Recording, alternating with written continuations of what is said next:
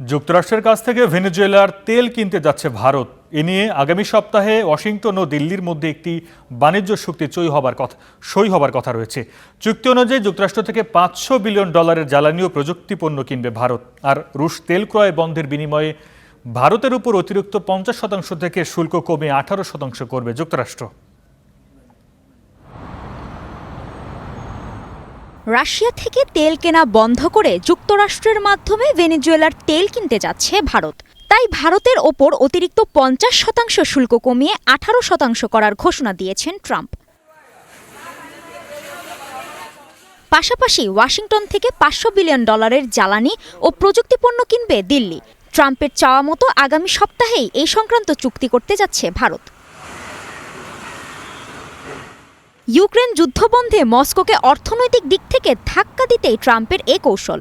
অন্যদিকে মাদুরোকে আটকের পর কার্যত ভেনেজুয়েলার তেল খাত এখন ওয়াশিংটনের নিয়ন্ত্রণে। তবে ভেনেজুয়েলার তেল কিনতে অতিরিক্ত দাম দিতে হবে ভারতকে। পরিবহন খরচেও কম ছাড় পাবে দিল্লি। ব্যারেল প্রতি ভারতের খরচ বাড়বে $6 থেকে $8। এতে বছরে ভারতের তেল আমদানির খরচ বাড়বে $9 থেকে $11 বিলিয়ন পর্যন্ত। ভারতের তেলের চাহিদার বড় অংশ পূরণ হয় চীন ও রাশিয়া থেকে দিন প্রতি 20 লাখ ব্যারেল তেল কিনত ভারত। আর ভেনেজুয়েলায় দিনে উৎপাদন হয় 9 লাখ ব্যারেল, যা ভারতের চাহিদাকে মেটাতে সক্ষম নয়।